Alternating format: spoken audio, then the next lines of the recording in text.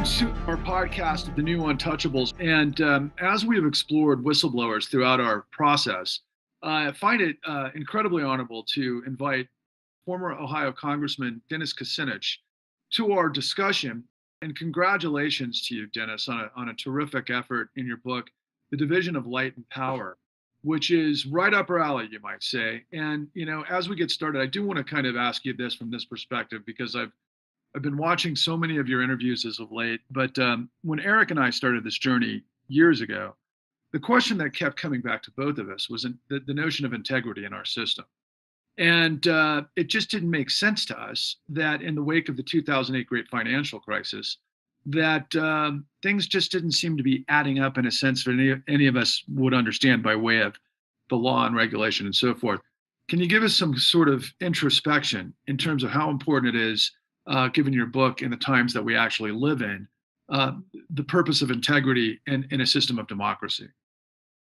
We live in a culture where anything goes, where integrity is seen as passé, where if you stand for something, it's to be ridiculed, actually. It's a very cynical culture. And and when you see wrongdoing, it's just the underlying assumption is, well, who are you? Everybody's in on it, and what's your complaint? I mean, I've just seen that in institution after institution.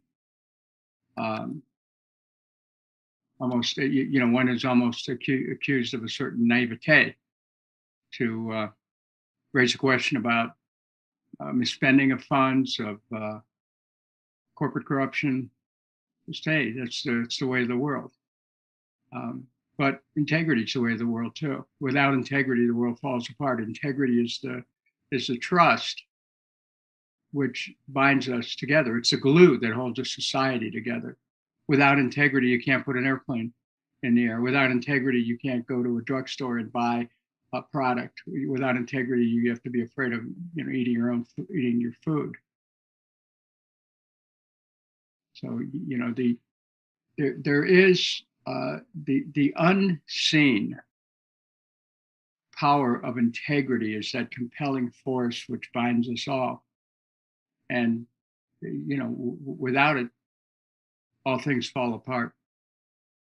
Eric, we went on a journey where we discovered Miss Addie Polk.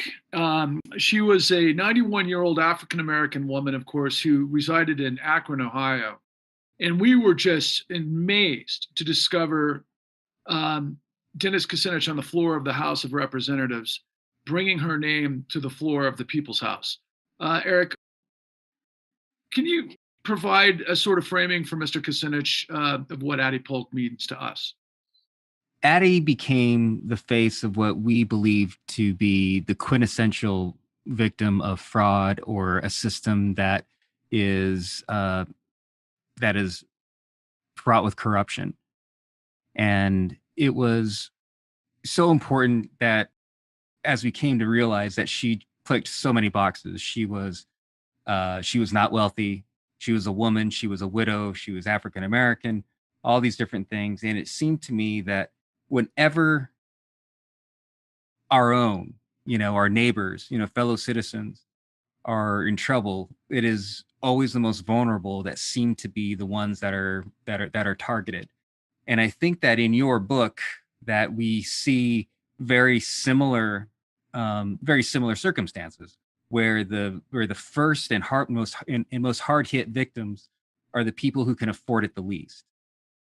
And so I was wondering if maybe you could talk about that, about vulnerable communities and how they are always seem to be the first in the reticle, so to speak, of these schemes.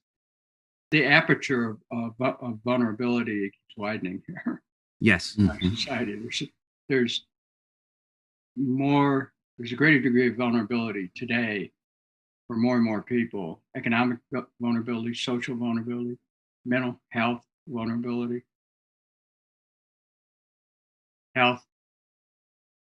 physical health vulnerabilities. we're a society which has lost the plot when it comes to a almost militant consumerism, which is not has doesn't have the moorings in ethical values. You know, you take Eddie Polk, for example. Everyone wants a better home. Everyone wants to be able to afford a decent place to live. Banks in 2007, starting 2006, 2007, and 2008, went into Black communities and sold low doc loans, knowing full well people couldn't pay. Banks didn't care. They booked them into mortgage-backed securities, collateralized debt obligations, and before you know it, a couple months passed. People couldn't pay. They're forced out of their homes. This idea of home ownership, you know, and being able to control your own sphere of activity within a physical structure is in a way, you know, like a fundamental aspiration, not only in democratic society but everywhere. And people and banks preyed on that. They preyed on it, and the most vulnerable people were often those who didn't have the financial literacy to be able to defend themselves against crooks with a contract in front of them. Mr. Kucinich, you presented in your book, and I've heard in other interviews where you talked about living in your car and growing up in extreme poverty. And, you know, as we talk about frequently in our work, you know, it's incredibly expensive to be poor. Poverty is the most expensive place to be in society. And yet at the same time, it seems like all the laws and regulatory environments protect banks and protect the institutions while leaving us to live in our cars. I'm just curious if you could take a minute to discuss, you know, maybe why that is. And, you know, going back to Obama saying, hey, what the banks did, it may have been unethical, but it wasn't illegal. And when it's clearly, we can show fraud after fraud after fraud after fraud after fraud. Absolutely. Talk to me a little bit about that, because you've experienced life in a car. I've experienced that too. Tell us about that, because the chasm between unethical and illegal, very different for the people living in a car and very different from the people that are making you live in a car. First of all, you know, my family, I was the oldest of seven. My family never owned a home. And as the family expanded, it was very difficult to find a place to live. In the 50s, there'd be ads showing up in newspapers saying, no children, 2 children, 3 children. And you know, we always had more than any of the ads offered. In some cases, we just took whatever, you know, we could. And even with more children than the landlord permitted, landlord found out, we were evicted. Sometimes we end up living in the car. You know, when you're a kid and that happens, it's just all part of the great adventure of life. I can't imagine what my parents went through. And you know, and today it's less common. Now, our circumstances were that we had a fast-growing family and just no place, because we didn't have home ownership. It was very difficult to find a place to live. Today, there's a lot of reasons for homelessness. You know, in some cases, people lost their source of income. In other cases, you know, there's mental health issues that are at work. The society is very tough on people. The society is an exploitative society, generally speaking. It makes money off of people. I mean, it's in a way that P.T. Barnum expressed brilliantly. So, you know, one of the reasons why Ralph Nader becomes so important in American history is that he led a movement to start to challenge the practices of sharp consumer. We led a movement to challenge sharp consumer practices, and the chasm that you speak of doesn't occur for individuals overnight. People can suddenly find themselves falling into it because of bad luck, bad choices. And the society isn't the society that says, come on, we're going to lift you up and bring you back. You're really, more and more people are on their own.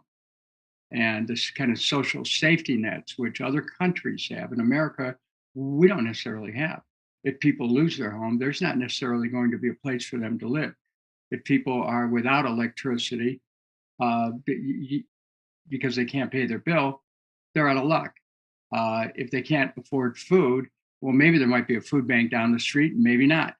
The basics that people need to survive are often not available to people because we have a society which has basically the economic structure of it creates an underclass, and the whole idea that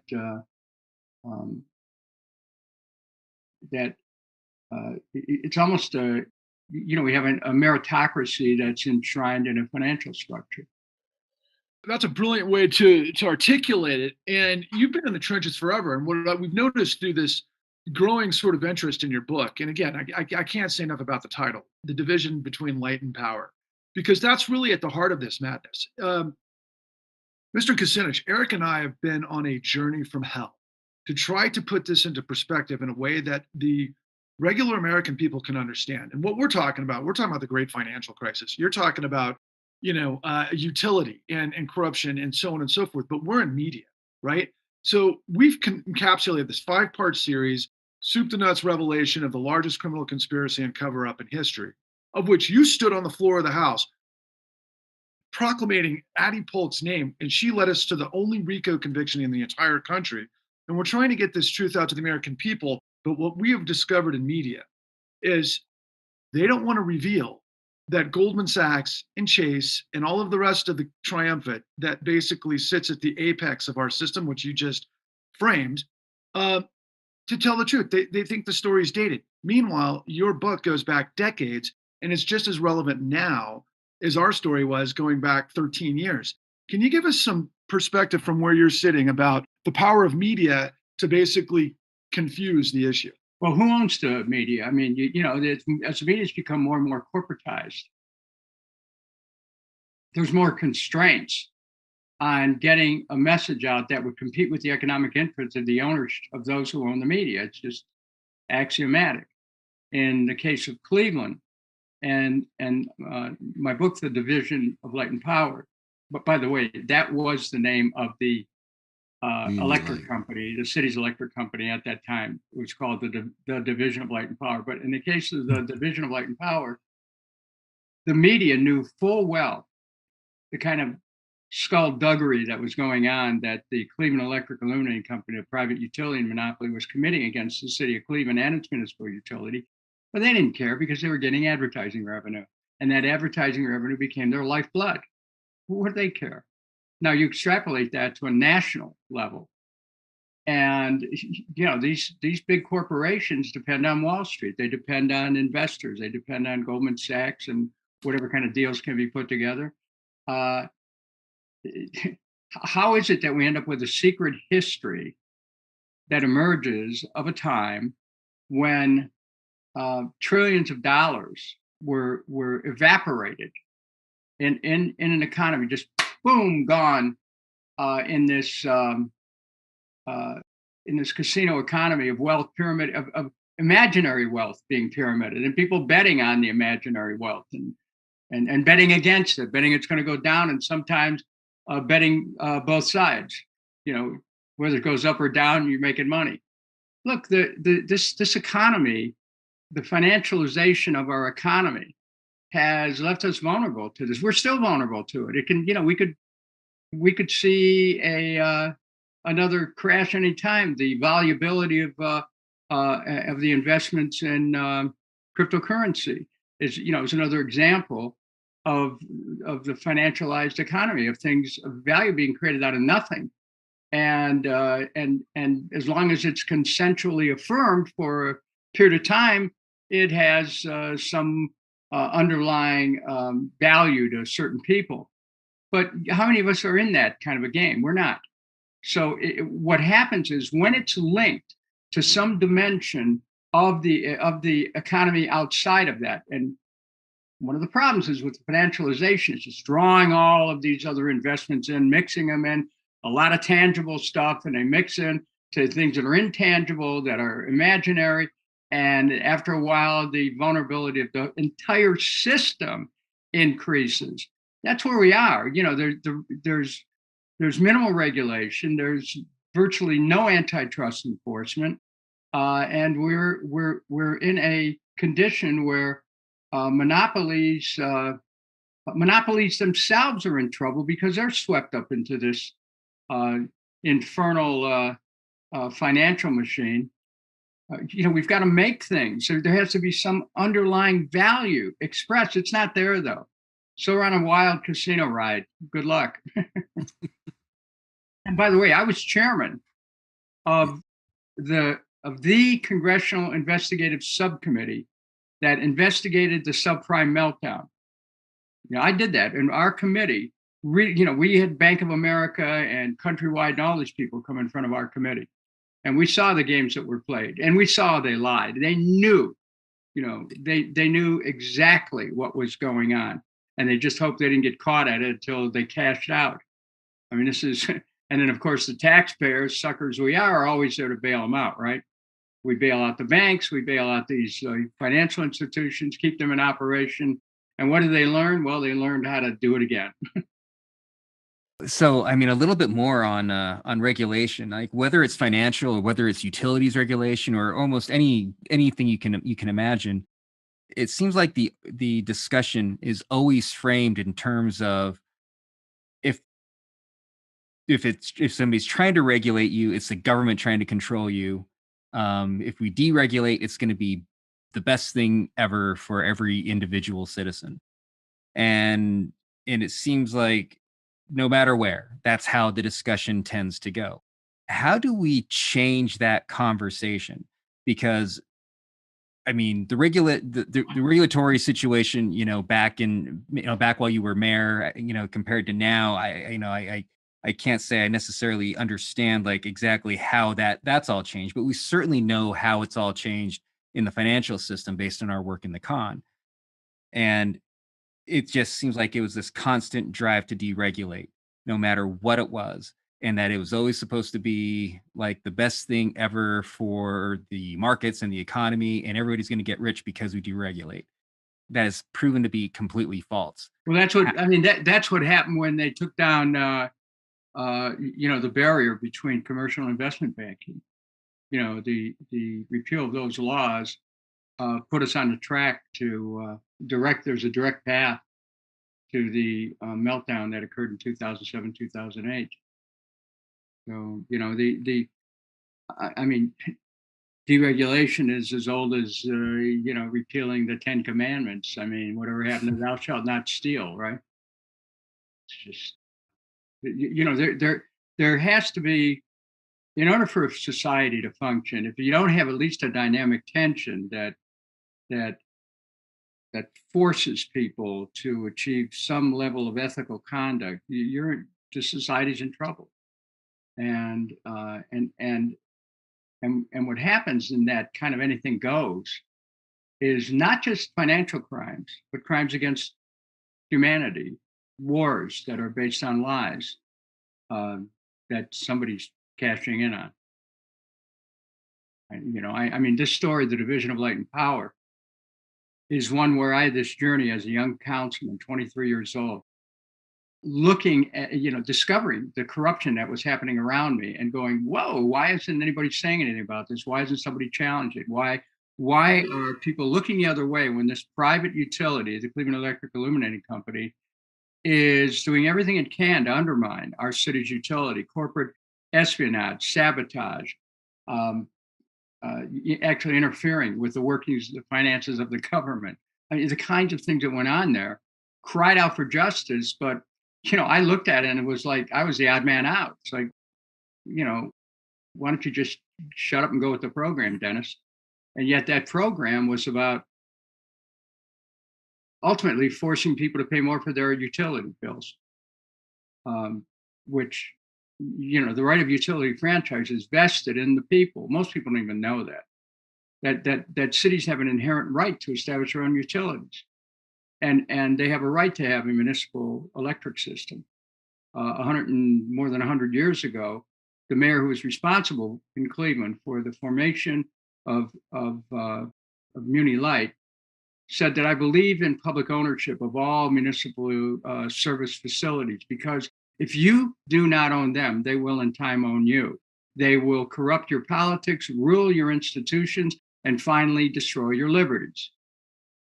I saw his admonition come to life in the corrupt activities on political, on institutional, and on the societal basis within our community, where the book ends up inevitably about taking a stand for democracy, for corporations, for challenging the rule by corporations and the corruption of a government by and for corporate interests. So, I was an insider and fought that. That's why I talk about at the beginning of the book. I said, I was the mayor and I fought City Hall. And I was only 31 years old, by the way. And I suppose they thought they had somebody young that could just roll over him and he would be happy to be mayor and they could run the city while I cut ribbons. Nope. Mr. Kucinich, one of the things that jumps out at me is, obviously you have been a warrior against corruption your entire career. I know you worked across the aisle with guys like Ron Paul to point out things. Didn't matter where it stood, because corruption is not a partisan issue. It is a criminal issue. And, I look at, the work that you did on the meltdown of the housing market, and you just broke this down very well. We work with gentlemen like Bill Black, who I'm sure you know from the savings and loan crisis. Exactly. We work with folks like Michael Winston, Art Wellmarth, so many really important people that we're trying to bring these stories out. And Richard Bowen, we had Richard Bowen on recently as well. We're not playing around. This is such an important thing. We're trying to find a way to get a new Pecora hearing. We're trying to find a way to get the energy and the muscle, and people like yourself who have the ear of others. How do we take this horrific, this element of corruption that is so baked in with the 24-hour propaganda news cycle that we deal with? How do we take this and build energy, a la Occupy Wall Street? How do we bring that kind of focus back? How do we make this matter? Your story about the power utilities in Cleveland is absolutely epic, and it is a microcosm of a million other moments in crime. What a slip. Moments in time that I think that if we took a step back and we thought about it, having a civil rights based anti-corruption revolution, that word revolution gets sparked around quite a bit. In fact, Bernie Sanders talked about leading a political revolution. You have been on the forefront of trying to lead a political revolution. I think the time has come for an anti-corruption revolution. These things do run in cycles in American history. I mean, you have to go back 100 years to when, more than 100 years, to when Teddy Roosevelt became president upon the unfortunate death of William McKinley. And the financial interests were always concerned about Roosevelt because he didn't have any particular sympathy for the way capital was being amassed at the time. And he became known as the Great Trust Buster. And because he saw the dangers that existed in the economy to these various areas, whether it was railroad or energy, oil or transportation, the importance of breaking them up. In the history of this country, there is a place today where we take our understanding of what it was like 110 years ago and move it into present day and take that kind of thinking to meet the present challenges. In some ways, I did that, building on the philosophy of Tom L. Johnson, and that came out of that so-called progressive era of American politics, and bringing those values, into the present day. And those values are immutable. Time changes, these values should not. So what you can do, I think, and I've always felt where the greatest vulnerability of this whole system has been, from my own investigation of the subprime meltdown, was in the failure of the Federal Reserve, and then later on the banks, to have to atone for the wreckage they left in neighborhood after neighborhood in the city of Cleveland. There were tens of thousands of people who were caught up in the maw of this financial machine for no-doc, low-doc loans. There should have been a major civil rights suit filed on behalf of African Americans who were cheated out of their lives' investment because they rolled their equity from previous property into another one, tried to upgrade a home, or put their savings into purchasing a house, which they needed more than luck to be able to make the payments. But I've often felt that was territory that needed to be revisited. That the public officials during that time were so close to the banks, they would not have dared to raise the question, because to me, the whole neighborhoods were destabilized and wrecked, and it still has not been resolved. These banks come up and the successor banks, they say that they can, they're going to loan a few more dollars into a community that has been traditionally redlined. See, that's where I think. I mean, my feeling has always been the neighborhoods on the east side, in particular of Cleveland, that were really devastated by those loans. I mean, the records are still there. And I think the claims could still be made because at the heart of it was fraud. And I think that you probably could still find some plaintiffs, but unfortunately, for years and years, the city of Cleveland was not congenial to that kind of action, but that could change. Mr. Kucinich, I know that we're running out of time, so I'm going to just kind of put this corner on it unless you're willing to give us some more time. But in respect to your Sunday afternoon and things that you have on your calendar, look, we've gone the distance in Ohio. We went to Ken Brackatelli, and we know the devastation that took place that you referred to in Cleveland.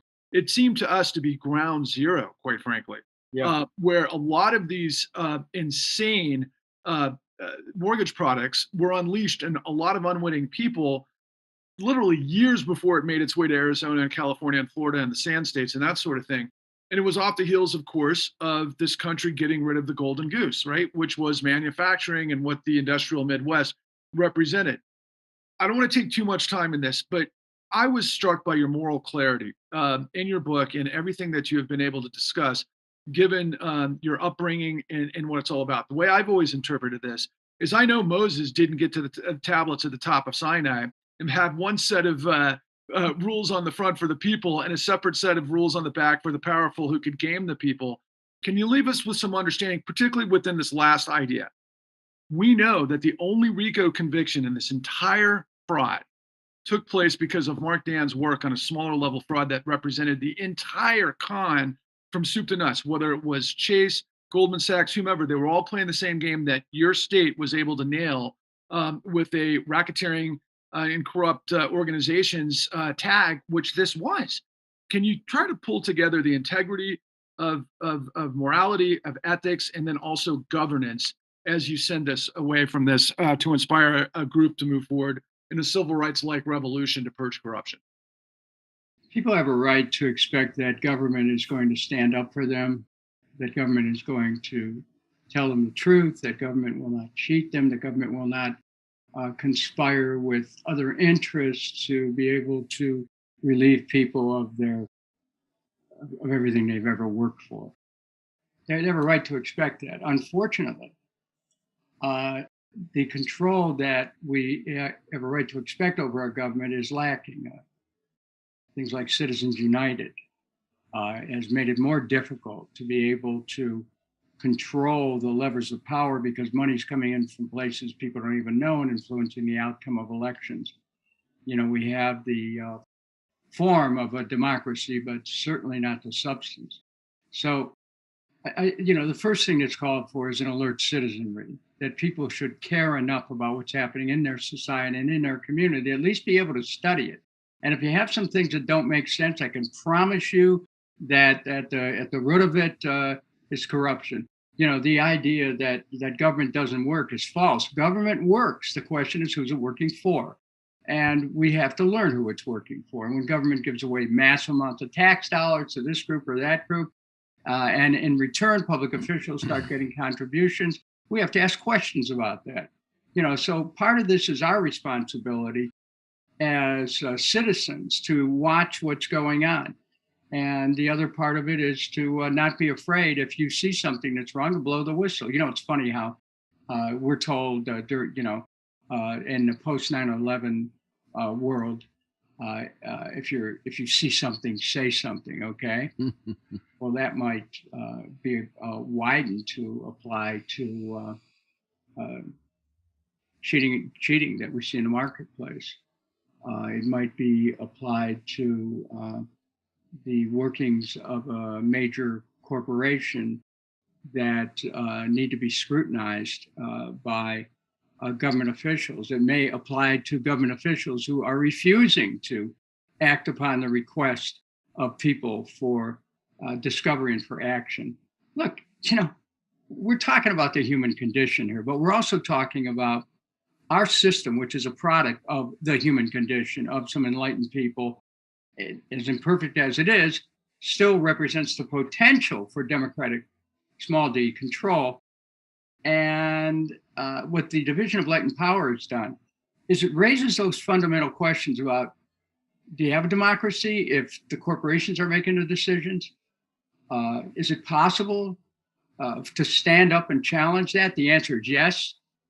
Can young people get involved and take their talents and abilities into a system and try to transform it? Yes. Does everyone have to be co-opted? No.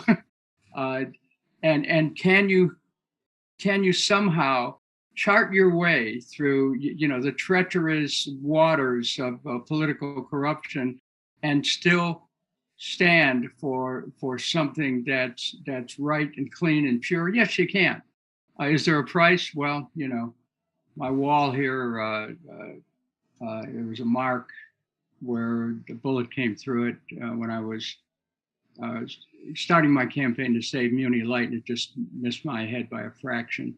It's not that these things are without risk, but I think it was Aeschylus said that man is not meant for safe havens. So we have to have some courage, and the least bit of courage changes outcomes. I will tell you that. I found that out from my own experience. So I hope that you and your listeners will have a chance to read The Division of Light and Power, and you'll see, you'll recognize, as I'm sure you have, how that process, as you said, it's a microcosm of what goes on everywhere, but it gives people a chance to actually see it at work and to get the granular details of it, because that may spark in some readers somewhere, oh, hey, there's something going on in our town. And when that happens, the purpose of the book is fulfilled. And where can people get your book? Anywhere. Go to a bookstore, order it. Go to Amazon, Barnes and Noble. There's dozens of different places that you can get it. And I'm just happy after 40 years to have finally finished it. The timing couldn't be better. I mean, for us anyway. I really, For all of you've us. been a hero. you've been a hero to me for many years. So this is a great honor to even be talking with you right now. I just Well, want you know, to you're let very know. kind, and I thank you for saying that. But let me tell you, there's that kind of heroism resides in a lot of people. They just need some encouragement. I hope the book will encourage people. You just don't be afraid to stand up.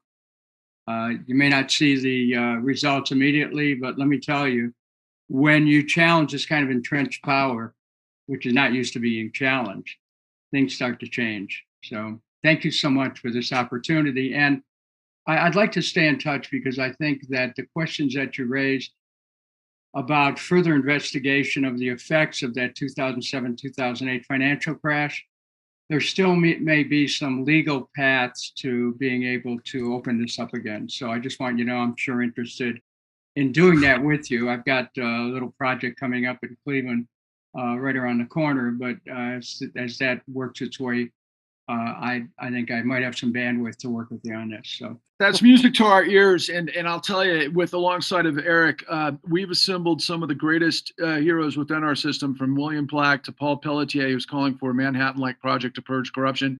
He was at the DOJ, just wrote an op-ed in the Atlantic, and then Chris Frecker, former director of investigations for the FBI. We've assembled the new Untouchables. great. And we consider you that from politics. Eric, please close us out.